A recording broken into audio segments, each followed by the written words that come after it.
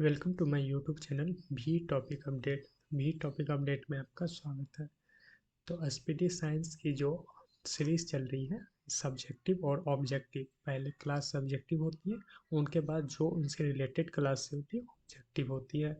तो ये 15 मिनट के अंदर ही दो पेपर हो जाएंगे। ये आज मैं नेक्स्ट पेपर यानी कि 90 पेपर की बात कर लेता हूँ।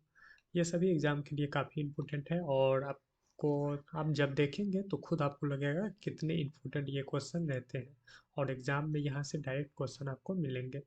तो आइए देखते हैं आज की क्लास पेपर 8 की बात कर लें। तो पहला क्लास आज है सब्जेक्टिव का, फिर एक क्लास सब्जेक्टिव की होगी और फिर इनकी ऑब्जेक्टिव आ जाएगी। चलिए बात कर लेते हैं। हमारे सौरमंडल, जो हमारे सौरमंडल है उसके बारे में जितने भी इम्पोर्टेंट क्वेश्चन हैं वो सब आज देख लेंगे। देखिए, पहला क्वेश्चन है सबसे बड़ा एवं सर्वाधिक भारी ग्रह कौन सा है। तो हमारे सौरमंडल में सबसे भारी ग्रह कौन है और सबसे बड़ा कौन सा है? तो बृहस्पति है। बृहस्पति क्या है? सबसे बड़ा ग्रह है। उसके बाद बात कर लें सबसे छोटा एवं सूर्य के सबसे निकट, तो ये है सूर्य और इसके जस्ट बगल में ये बुध। इसके बाद क्या होता है? शुक्र, पृथ्वी, मंगल, इस तरह के क्रम है। तो पूछा जा रहा है शुक्र मतलब जो बुध है सन के जो है ये जस्ट साइड में है। तो ये पूछा जा रहा है सबसे छोटा एवं सूर्य के सबसे निकट। तो ये जो है ये सबसे छोटा है और सूर्य के सबसे नज़दीक है। उससे बड़ा कौन सा है? तो यहाँ शुक्र है, उसके बाद पृथ्वी है। तो ये क्रम आप लोग याद रखिएगा, ठीक है। आगे कौन सा है? तो बुध।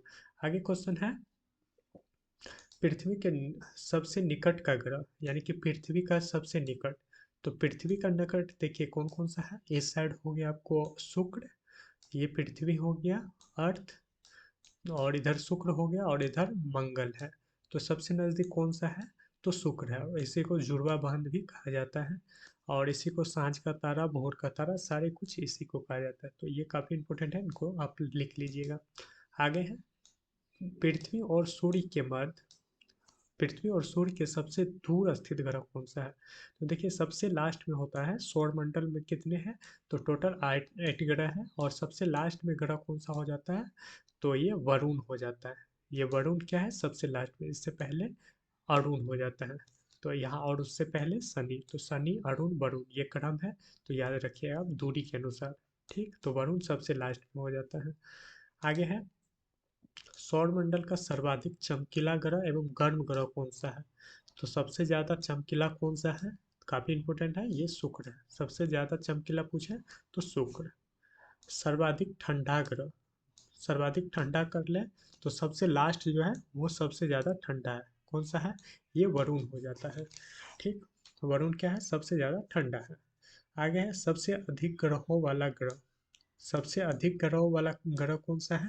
तो बृहस्पति। तो अब ये चेंज हो गया है, ठीक। पहले कौन सा था?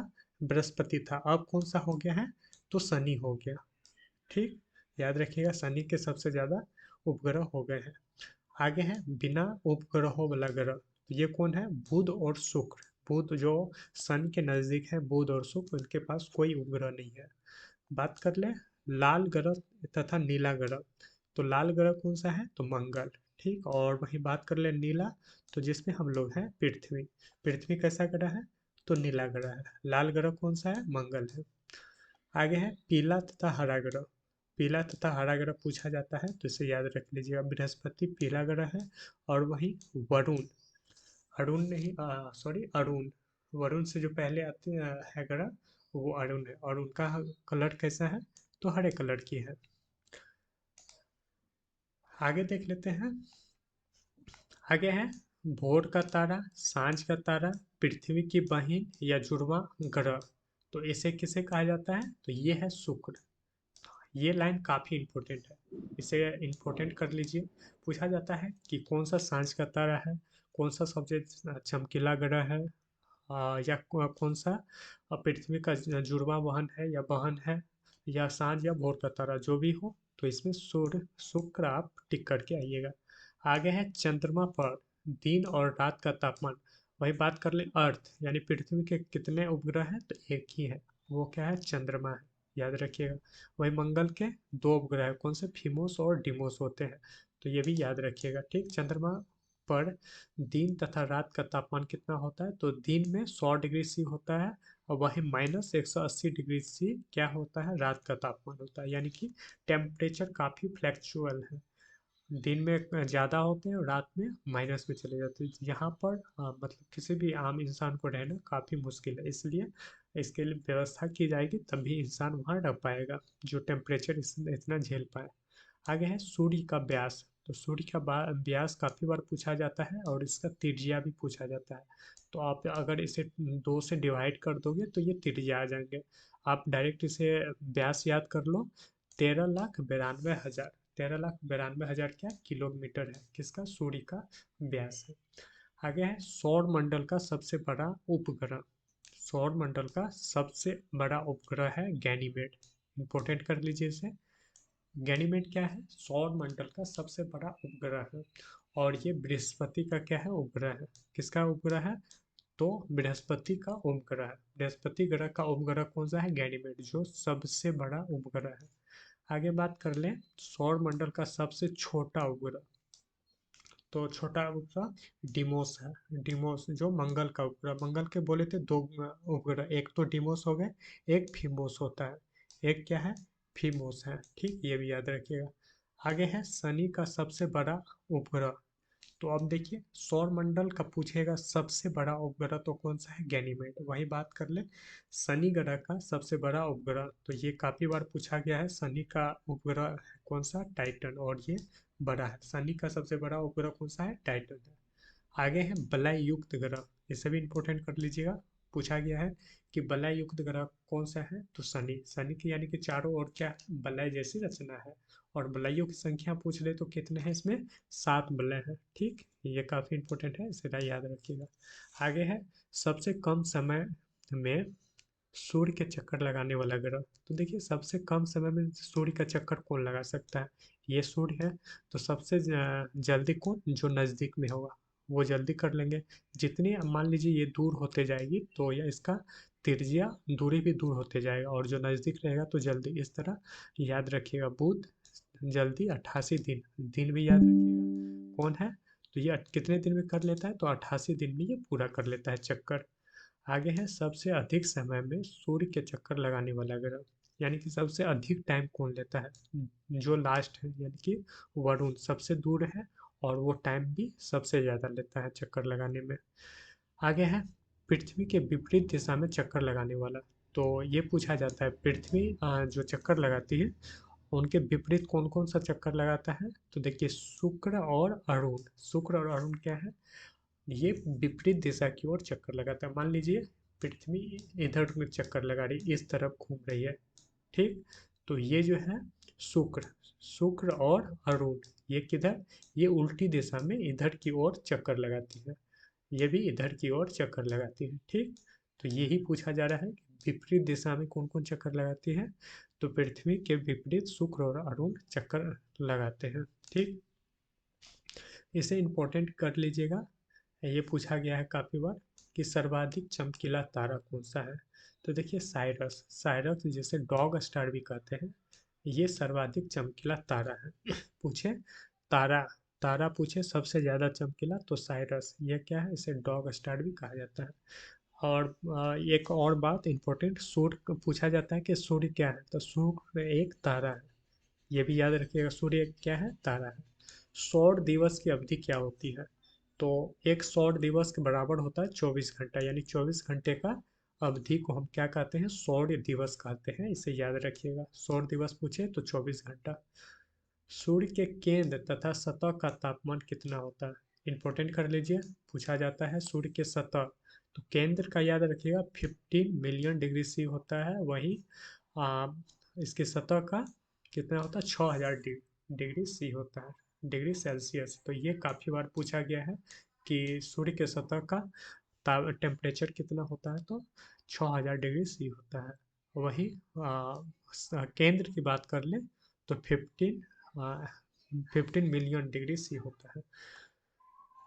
सूर्य प्रकाश को पृथ्वी पर पहुंचने में लगा समय, यानी कि देखिए सूर्य से प्रकाश को पृथ्वी में आने में कितना टाइम लगता है, तो इसको पृथ्वी पर पहुंचने में 8 मिनट और 20 सेकंड का टाइम लगता है। तो कभी कभी 8 मिनट भी दे दिया जाएगा, ऑप्शन में जिस तरह आप मिले उस तरह टिक करिएगा कितना, तो 8 मिनट और 20 सेकंड आपको करना है। आगे है चंद्रमा का प्रकाश, जो चंद्रमा का प्रकाश है पृथ्वी पर पहुंचने में कितना समय लगता है, तो चंद्रमा पे जो प्रकाश है उसे पहुंचने में 1.3 सेकेंड का टाइम लगता है। कितने समय, 1.3 सेकेंड का टाइम लगता है। आगे है सूर्य का संघटक, प्रमुख संघटक क्या है, तो देखिए सूर्य में क्या क्या होता है ये भी पूछा जाता है। तो सूर्य में सबसे ज़्यादा हाइड्रोजन 74%, वही हीलियम 25% होता है। ठीक, कितने हो गए, हाइड्रोजन 74% और वही बात कर ले हीलियम तो 25% होता है। आगे है सूर्य की ऊर्जा का स्रोत क्या है, तो मान लीजिए सूर्य में जो ऊर्जा ये होता है क्या होता है, नाभिकीय संलयन होता है। ठीक, हाइड्रोजन और हीलियम मिलके क्या होते हैं, संलयन करते हैं। तो ये याद रखिएगा, काफ़ी बार ये भी पूछा गया है कि सूर्य में ऊर्जा का स्रोत क्या है, तो नाभिकीय संलयन है। पृथ्वी का भूमध्य रेखीय व्यास कितना होता है, जो पृथ्वी है जिस पे हम लोग रहते हैं इनका भूमध्य रेखीय व्यास पूछ रहा है।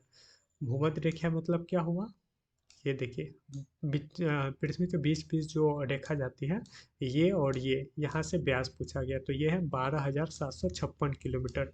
वही बात कर ले ध्रुवीय, ध्रुवीय ये है नॉर्थ और ये साउथ, तो इस बीच का व्यास पूछे तो 12,714 किलोमीटर होता है।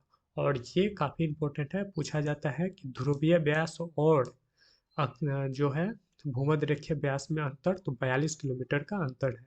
ठीक, पृथ्वी का विषुवत रेखीय एवं ध्रुव रेखीय बीच, यानी कि ये और ये दूरी के बीच का जो अंतर है कितना है, तो 42 किलोमीटर है। ठीक, यहाँ तक आपको कंप्लीट होना चाहिए, आप इसे नोट डाउन करके याद कीजिए, काफ़ी इंपॉर्टेंट ये क्वेश्चन है आपके लिए।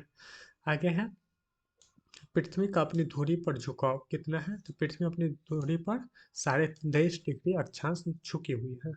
पृथ्वी का अक्ष पर घूर्णन क्या कहलाता है, यानी कि देखिए जो पृथ्वी अपने अक्ष पर जो करते हैं उसे घूर्णन कहते हैं। परिक्रमण क्या कहते हैं, वो सूर्य के चक्कर कराता है तो उसे परिक्रमण। और घूर्णन में कितना टाइम लगता है, तो ये 24 घंटे में एक पूरा करता है, और ये कब, पश्चिम से पूर्व की ओर घूर्णन करता है। ये काफ़ी इंपॉर्टेंट है, याद रखिएगा, अपने अक्ष पर पश्चिम से पूर्व घूमता है। सबसे बड़ा तारा कौन सा है, तो सेंट्रोस, सबसे बड़ा तारा पूछ ले तो सेंट्रोस। आकाशगंगा की आकृति कैसी है, तो स्पाइरल, कैसी है आकाशगंगा, तो स्पाइरल है। आगे है सूर्य पृथ्वी से बड़ा है, कितना गुना बड़ा है ये पूछा गया, तो सूर्य जो है ये पृथ्वी से 109 गुना बड़ा है, यानी कि 109 पृथ्वी मिल जाए तब एक सूर्य बनेगा। आगे है सूर्य का सबसे चमकीला सतह, तो सूर्य का सबसे चमकीला सतह प्रकाश मंडल कहलाता है। आगे है सूर्य का बाह्यतम पदार्थ कहलाता है, जो बाह्य पदार्थ होता है उसे किरीट या कोरोना कहते हैं, उसे किरीट या कोरोना कहा जाता है। अंतरिक्ष में तारामंडलों की संख्या कितनी है, तो 89 तारामंडल है, याद कर लीजिएगा डाटा कितनी है, तो 89 तारामंडल अंतरिक्ष में है। ब्रह्मांड में विस्फोटी तारा को क्या कहते हैं, तो ये अभिनव तारा कहते हैं या ध्रुव तारा इसे भी कहा जाता है।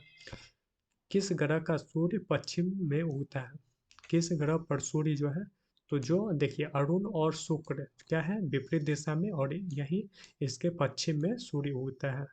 आगे है सी ऑफ ट्विंकलिंग स्थित है कहाँ, तो ये है चंद्रमा पर, पृथ्वी का एकमात्र उपग्रह है चंद्रमा, यहाँ क्या है सी ऑफ ट्रैंक्विलिटी स्थित है, ये याद कर लीजिएगा। आगे देख, आगे है पृथ्वी तथा सूर्य के निकटतम तारा कौन सा है, तो सूर्य तथा प्रेक्सिमा सेंचुरी। आगे चंद्रमा द्वारा पृथ्वी की परिक्रमा में लगा कितना, तो चंद्रमा पृथ्वी का 27.3 दिन में ये चक्कर लगाता है। आगे है शनि सूर्य के चारों ओर चक्कर लगाता है तो 29.5 वर्ष में, सर कितने में, इसको वर्ष लग जाता है 29.5 वर्ष। आगे है निकट तारों के प्रकाश को पृथ्वी तक पहुंचने में कितना समय, तो जो भी निकटतम तारा है वहाँ से प्रकाश पृथ्वी में पहुंचने में 4.2 वर्ष लगाता है। आगे है क्षुद्र ग्रह स्थित, क्षुद्र ग्रह कहाँ है, तो मंगल एवं बृहस्पति के बीच स्थित है, जो सबसे बड़ा सेरेस है, ये याद रखिएगा। क्षुद्र ग्रह का स्थान पूछ लिया जाता है कहाँ है, हेली पुछल तारा दिखाई देता है 76 वर्षों के बाद, जो 2062 में दिखाई पड़ेगा। चंद्र ग्रहण कब होता है? तो चंद्र ग्रहण होगा आपको, तो चंद्र ग्रहण कब होता है? जब पृथ्वी सूर्य और चंद्रमा के बीच आती है, और सूर्य ग्रहण चंद्रमा और पृथ्वी के बीच आती है। तारे जो है उसके तापमान का सूचक है। तो ये सारे इंपॉर्टेंट थे, और थैंक यू, मिलते हैं नेक्स्ट वीडियो में।